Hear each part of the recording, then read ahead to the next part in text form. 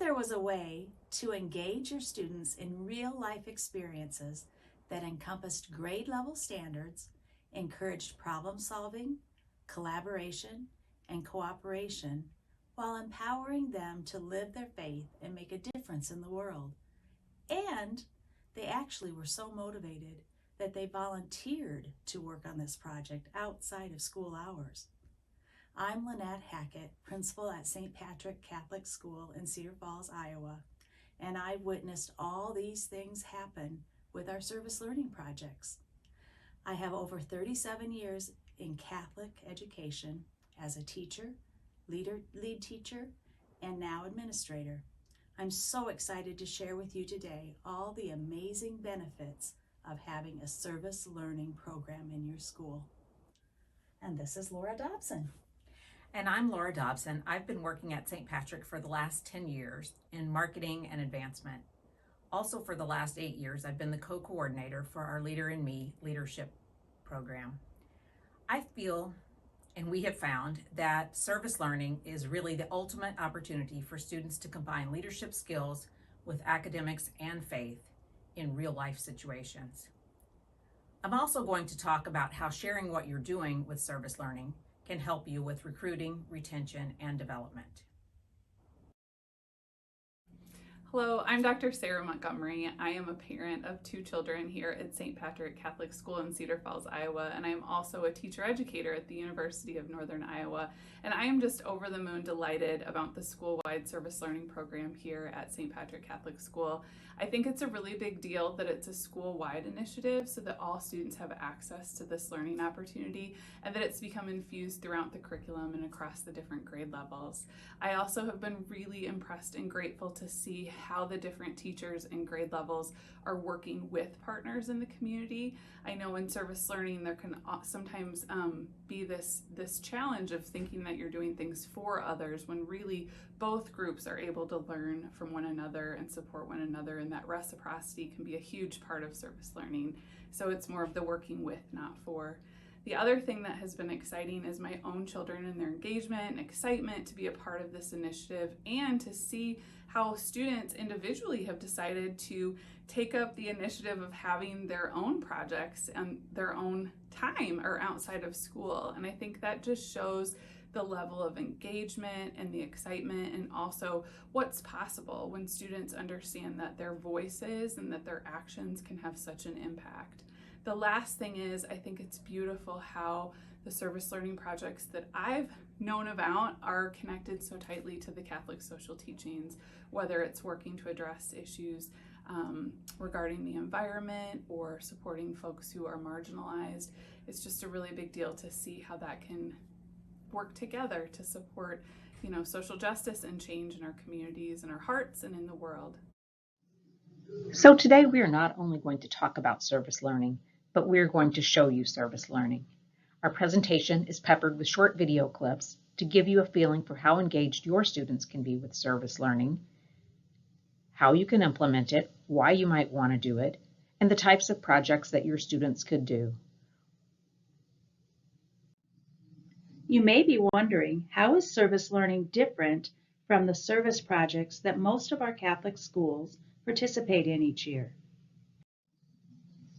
Typical service projects are chosen and directed by adults, or at best a small group of students, such as a student council or student leadership team. Many times these projects simply partner with the parish vision. This is not bad because we want to coordinate efforts with our parish and we are helping others, but where is the student buy-in? The other most popular way schools bring service into their curriculum is to require a certain number of service hours for a grade level. This gives the student some choice, but often students are participating in familiar activities and little new learning is happening. This also typically happens in the upper grades, and the elementary students are left out of this process. Service learning is a hands-on, student-led approach to learning.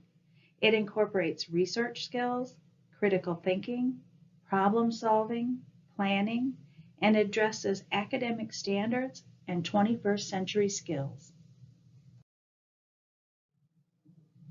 Students are given the opportunity to choose a specific concern and work as a group to research and identify ways to make a difference in their school, community, or world. Students become directly involved in learning about and deciding upon a specific project. It gives all students a voice and choice in their learning.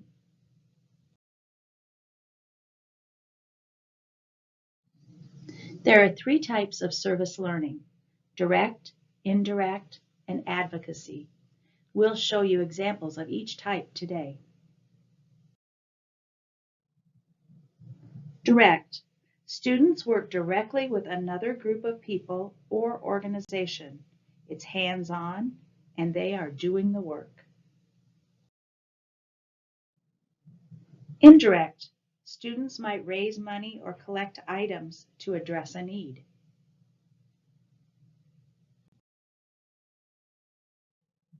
Advocacy. Students raise awareness and educate others about a project or an idea that they're passionate about. So you're probably beginning to have a lot of questions. Why would we change our present program? What's so special about service learning? Why do I need to find time for that in my curriculum? Today, we'll go through those questions and more, and hopefully you'll understand the positive impact you can make through service learning.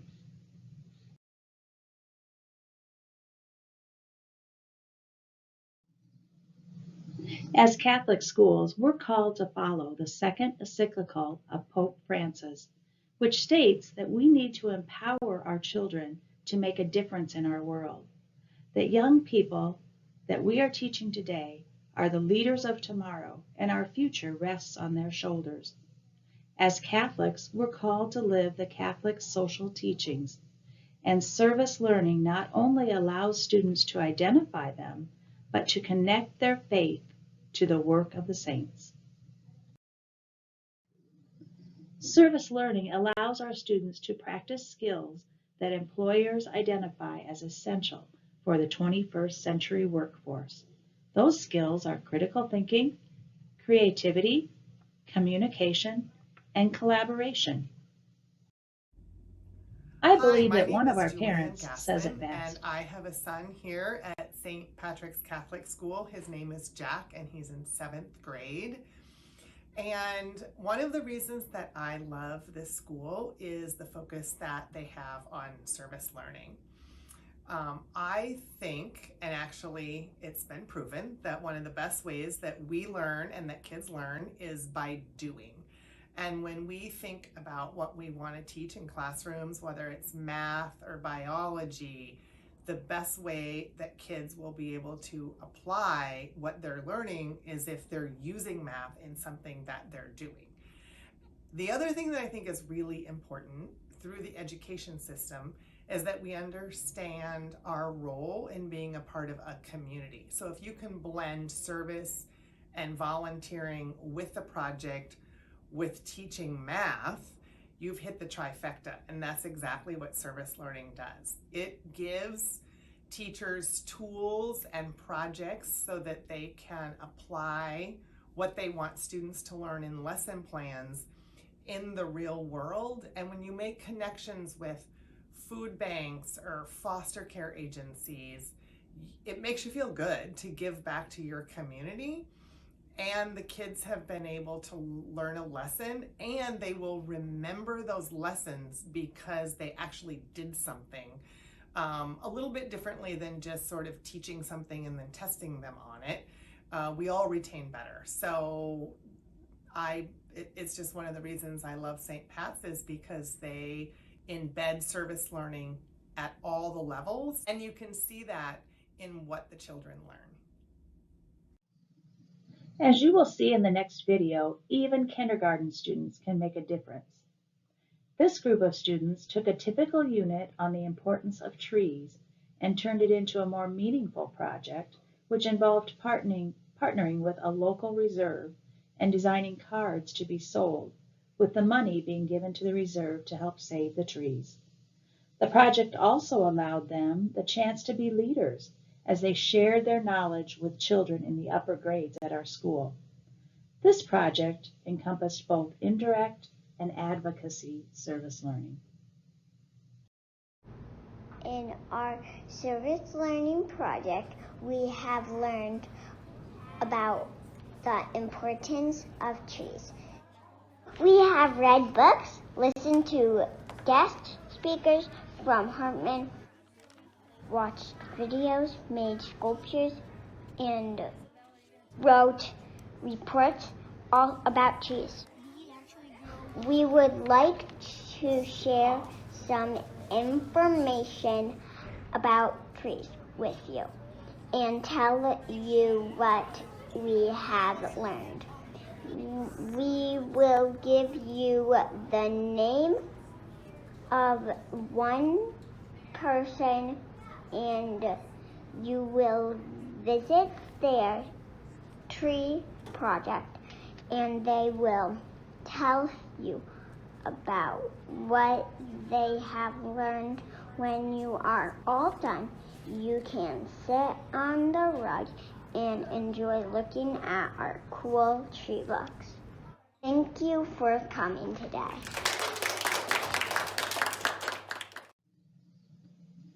This kindergarten class was discussing community helpers and the structure of our community leaders. They are pictured presenting a concern about a crosswalk safety near our school to the mayor and city council. What a great life skill. They are addressing concerns within our city at the kindergarten age. This next video will be a little different. We're going to have a first and second grade teacher from our school share some of her experiences and the benefits that she found in starting service learning in her classroom. During the 2019 and 2020 school year, our first and second graders decided for our service learning project that they wanted to help children in the hospital. A pediatric nurse from a local hospital came in to speak to our students about their job and talk to them about items that are helpful to the children who are staying on the pediatric floor. During the school year, one of our own students had a week stay in the hospital, so this project hit even closer to home. She told us about her experience in the hospital and the things that helped her while she was there. Our students decided they would like to make tie blankets to be distributed at our local hospital. A group of our students helped create a slideshow to present to our CPTO about our project to help us with the funds for materials. In math class, we figured out how much of the fabric we would need and what the cost would be. We then had a small group of students go to the store to pick out and pay for fabric for the blankets. This was a great real-life experience for them. In math, we also learned about the importance of measurement and how we would need to use this when we make each blanket. Each student played a role in making the blankets, whether it was measuring, cutting, or tying. The students also made coloring bags filled with crayons and prayer cards to be distributed to the pediatric floor at the hospital. Our students learned so much from this project.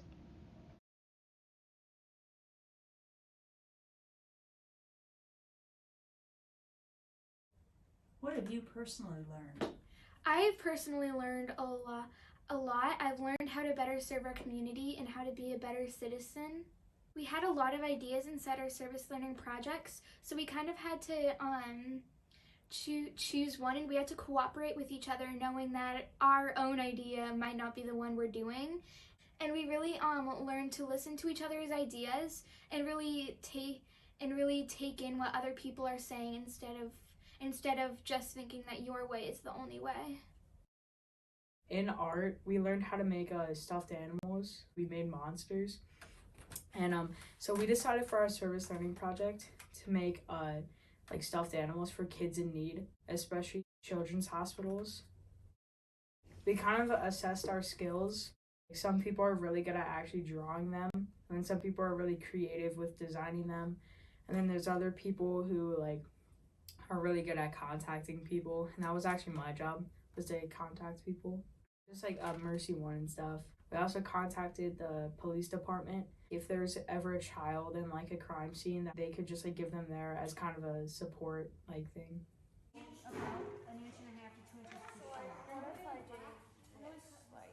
I think that everybody needs to know how to help someone, and everybody needs to know how to work together, especially to help someone. So that's like a really big thing that we're learning doing this. It'll help us train to like just help people throughout our life and just like do the small things to make people feel better. Makes me feel pretty good because I know that I'm helping someone who really needs it. It's not that big of a deal to just help someone. It's just those small things that really make an impact on someone's lives. The thing we do now is that it's like the kids' choices instead of just like, oh, you guys have to donate like a certain amount of stuff to this place. And I think choosing like what to do is a lot better. People will have more fun doing it and they'll actually be committed to it. I hope that by now you're thinking this would be a wonderful addition to your school. You may be questioning, how would you find time? How do you get started? Can elementary age students really lead their own learning? Well, we've got some answers for you. So think about it this way. You start small. Remember that this is a year-long project and there will probably be changes throughout the year. Think of the head, heart, hands model. Head, you brainstorm and research. Heart, you start gaining passion and engage with empathy. And hands, you move to the work. You get it done. Now we're going to go through the 7 steps for implementing a service learning program in your school. First, you're going to begin with the teachers. Then you're going to let the students take over, of course with the guidance appropriate to the grade level. You're going to want to reflect and evaluate. Both teachers and students need to do that. You're going to hear us say more than once that you should join forces with your community wherever possible. You're going to find that it's a win-win for everyone. A very important part of this process is to dedicate time with your teachers. Take that time to discuss this idea. When we started, my teachers were so excited about a school-wide service learning program. We'd already done service, but the questions came when they started getting individual classroom project ideas. And more questions came when they started turning it over to the kids. Teachers were nervous about whether or not kids would have ideas. They worried about how to connect with the community. It was at this time that we need lots of open communication, and we brought in a resource from our volunteer center to share some ideas of community organizations that might want to partner with us. This really helped the teachers. Time is always a factor with a new initiative. Teachers are overwhelmed with curriculum and commitments and things they have to do with kids. So it's so important to establish that time together for learning and planning. We chose We Lead Wednesday. We have Mass every other Wednesday, so we continued our faith development by working on service on the opposite Wednesdays. Religion classes also work really well. We found that you need about 30 to 40 minutes twice a month. Remember, this is a year-long process, so take your time and adjust when needed. Our teachers found that once the idea and the plan was made, students were so motivated to work on the projects that they asked to work on it when assignments were completed in other subjects. They also found that some parts fit right into normal curriculum. An example is letter writing to various organizations. Research. When they research articles, kids are finding the main idea, and they're working on supporting details. Those are typical topics we work on, all relating to the topic that they chose. And because of that, they were so excited. How engaging. Students love any opportunity to take ownership over their learning and to have a choice in what they're doing. And so this is a part that you really need to take some time for. Students need to have time to think and brainstorm. As you can see in the picture here, one classroom listed all the different ideas that the kids had. Other classrooms, kids researched on their own in small groups, and then they came together and shared their ideas. And you'll hear later on in our presentation how they chose which idea for the class. If you look at what we have listed here, kids brought in news articles that they were passionate about. We listened to what the kids were praying for, and if they were praying for something over and over, that might be an idea for a project. I shared short videos of other kids in our world making a difference. There's tons of those on the internet. We sent notes home to parents so they could partner with us and talk to their children about things in the world that might be a possible topic. So brainstorm with your class and let the kids have the ownership. Once you have some ideas, it's time to have small groups research a topic and kind of prepare a case to present to the class about why they should choose that project. During this time, children are working on opinion writing, public speaking, summarizing, just to name a few skills, and we work on those every year. But this is a purposeful way to do it. We found that when students are pursuing their own passions, they just find extra time to work on the research phase. This is a really fun part for the kids. Students begin to take ownership again and start planning how are they going to actually implement this project. And so you'll see that they start narrowing down the project ideas. They start coming up with action plans.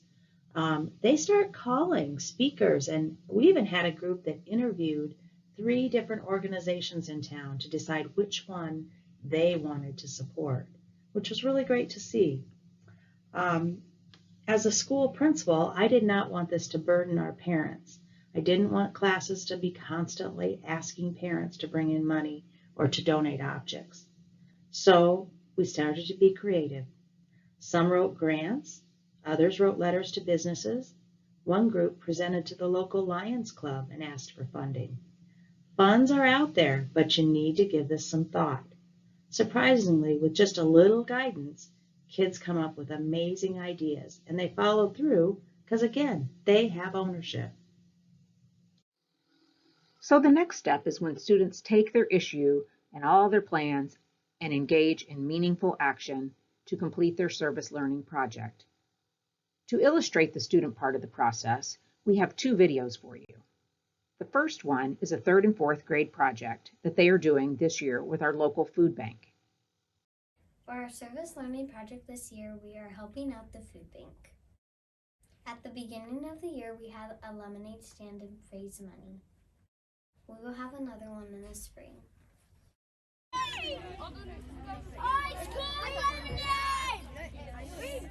Don't fill up anymore. We're hitting 100 customers. On December 4th, after Mass, we served hot chocolate to parishioners. We also got to see Santa. All of the money went to the food bank. During Catholic Schools Week, we had a food fight with the other homerooms. The homeroom with the most food won a prize. In March, our class will have a food bank volunteer night. Jared from the food bank came to talk to us. He was very impressed with our progress. Jared taught us so much about the food bank. Here are some of the great things we learned from Jared. The food bank has been open for about 40 years and it has about 40 employees. They get their food from donations, garden, and food recovery. The food bank serves 300 meals a day. That's about 9.4 million meals a year. A donation of $1 can provide 4 meals for people in need. Orange is a universal color of hunger, and that's why the food bank has orange trucks. The food bank does great things for our community. And we're happy to help them out.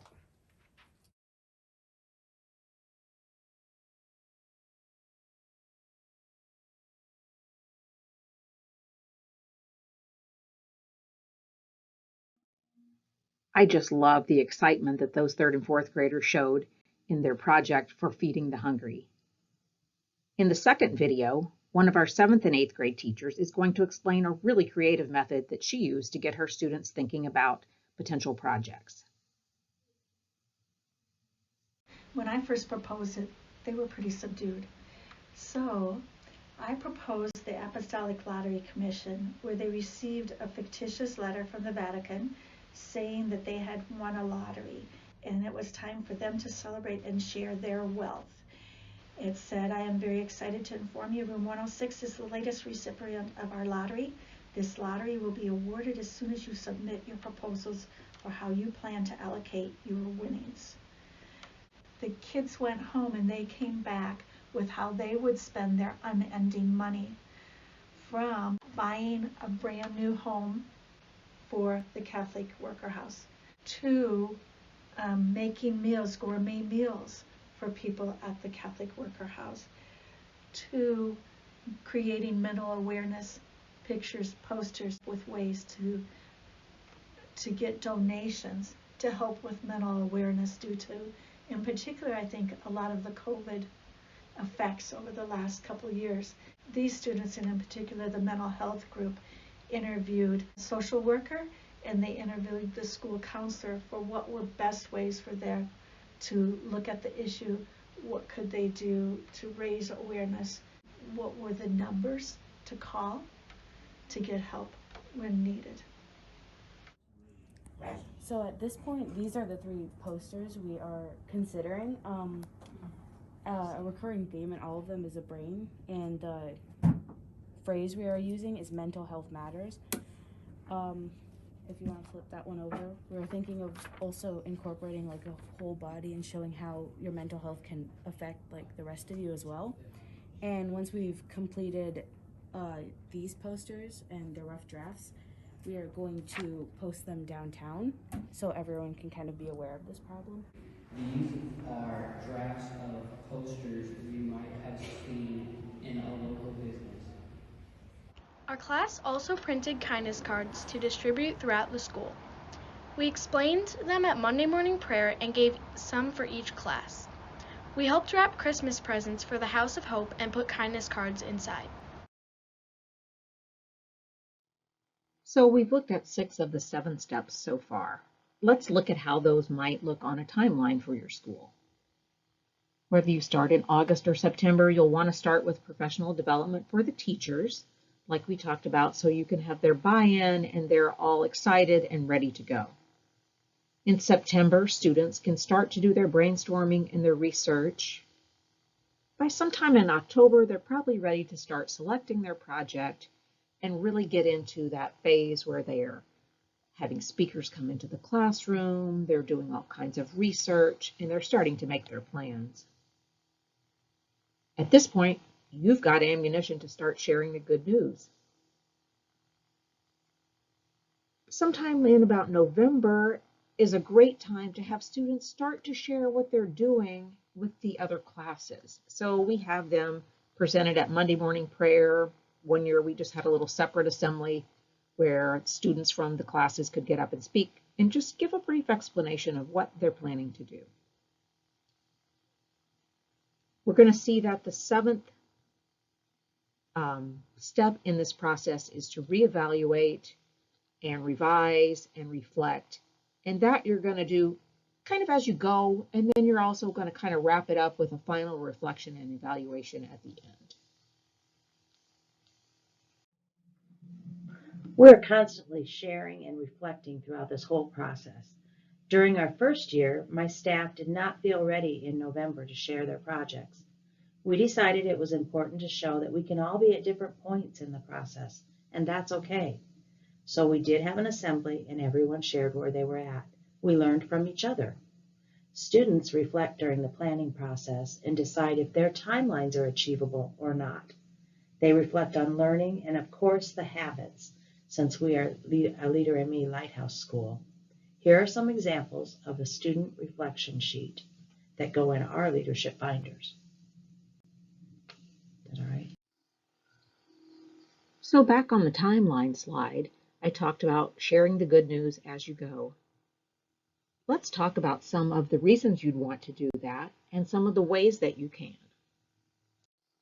We find that so many of the parents coming in to visit our school are asking what we are doing for service and service learning. When we tell them about our program, they are excited. This is exactly what they want for their children. They want to see them being engaged and connected in their learning, and they want to see them making a difference in their world. Likewise, it's important for retention. This is what parents want to see. When it comes to support of your school by the parish and the community, again, they enjoy seeing the good things that our students are doing and how they are making a difference. So let's look at some ways you can share the good news. Some of them are obvious and some might not be quite so obvious. Of course, your own social media is a great place. Facebook, Instagram, Twitter, whatever you are using, share service learning there. You're going to find that when you partner with different agencies and organizations in the community, they're going to share what you're doing too. They want other groups to see it so that they'll come and help too. And this really gets your name out there. Don't forget to post things on your parish social media too. This is an example of a Facebook event that we had on our parish site, and it was Cookies and Cocoa with Santa. And the Cookies and Cocoa part of the event was hosted by our class who was working with the food bank for their service learning project. So this was kind of neat because not only did we get to have the parish families come in and see our school, they also got to see our students serving in leadership roles through their service learning project. If you have a column in the parish bulletin, or if they'll give you a little space from time to time, that's a great place to show what you're doing with service learning. Of course, it's great for recruiting within your parish. Just like many of the other things that we've seen, it's wonderful for word of mouth. Most of our families will tell you that's how they found out about our school and decided that they wanted to send their children here. When you have these families come in to tour, make sure you have some information about service learning in your recruiting materials. This is just a picture of our folder and one of the sheets that's inside that talks about what we do for service learning. Service learning is a great way to get the attention of your local media. In this example, we had one of the reporters from the local paper come out, and he spent about an hour with students and teachers talking to them about what they're doing, what the students are learning, the groups they're partnering with, and how it makes them feel to be helping others. It was a great opportunity to get some exposure outside of our school and parish community. And here's the resulting article. On the left, there's just a screenshot of the article as it was online. They had 4 pictures with that. And on the right is something that the paper brought to us as just a display that we could hang on the wall, all about our service learning. And this article was about how we were even able to continue with service learning and helping in the community and partnering with organizations during COVID. Our teachers and our students were very creative that year to make things continue to happen. Of course, don't forget to put service learning on your website. We have a page for that. Our website is, of course, one of the first places that a lot of people see anything about our school. So all the different ways that we just looked at are great for recruiting, and many of them for retention as well. But this one is really, we think, great for retention. We let the students speak at assemblies and parent meetings and tell them what they're doing. This is an example from our Monday morning prayer, where the class that was leading the prayer service talked about their service learning project. And the beauty of this is we are live streaming these Monday morning prayers now. And so we get so many views from the parents and the grandparents, and they love it. Your weekly or monthly newsletter is another great place to share what's going on with service learning. Again, you're arming your current families with great things to say about your school. Other publications like annual reports and quarterly reports do a lot of the same things. They reach out beyond just your current families to let others see about service learning and all the other wonderful things that are going on in your school. When you're reaching out to donors, of course, you don't want to just send them a form letter. You want to send them something that gets them excited about your school and why they should support it. So again, mentioning things about service learning are great for this type of publication. And don't forget about awards in your community. Educator awards are often based on those extras that teachers are doing, and service learning certainly falls in that category. This is an example of a Lions Club award that went to our kindergarten teacher. And from the application that was submitted, we know that it was largely based upon what she had done with them for service learning. We have one final project that we wanted to make sure you got to see. This one brings in many of the suggestions we've given you and shows the profound impact your students can make with service learning. Hi, my name is Erica Rissi and I work for Cedar Valley Angels, a nonprofit in the Cedar Valley to support children, youth, and families in foster care. This year we teamed up with St. Pat's 3rd and 4th graders as they worked their butts off to raise money for children and youth experiencing foster care all over the Cedar Valley. This is the check from our class for you to buy formula and diapers. Well, the toys are for the foster kids that either they play with their parents when they're getting together to see each other, like on the weekend. Oh my goodness. We were so impressed by your letter and what you guys have all done to raise this money and all the money that bought all these toys and all the babies that need diapers and wipes and formula are just going to be so loved. So thank you so much, you guys. We're so proud of you. I just have to tell you, I'm so amazed by the hard work and the thoughtfulness that went into all of their choices, from the letters that they wrote to organizations to try to raise money, to the actual individual games and items that they chose in Walmart to actually support these kiddos. So, who wrote the letters? Who are all the kids that wrote letters? You guys did an amazing job. I got one, and the Knights of Columbus got one. So the Knights wanted to give you guys $100 towards your project. Yeah, $100. And I didn't want to be outdone, so my podcast is going to give you guys $100. Well, what do we do? $5 and $4. $4. 20? Yeah, very good. You get it. How much is it? 18. Okay. Perfect. I'm gonna like a track star. You can keep going and keep doing this for all the organizations that need help, right? And maybe someday when you're older, like Autumn and I, you guys will join organizations where you can keep doing that hard work, right? So yeah, we were just amazed and so surprised by how intentional they were, but can't wait to see what comes next because this has just been amazing. So I hope you've gotten some valuable information from our presentation.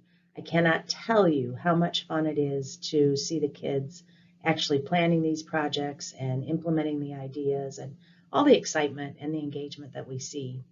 I know from being an educator for several years, we're always looking for how to work smarter, not harder. And I really am convinced that service learning is the way to go because this is one project that can encompass so many different skills and can fill so many requirements that you have as teachers. I know your plate is full, but this is a way to incorporate it into one project. And I think if you try it, you'll love it. And your kids will grow immensely. It's a wonderful program. Thank you so much for joining us.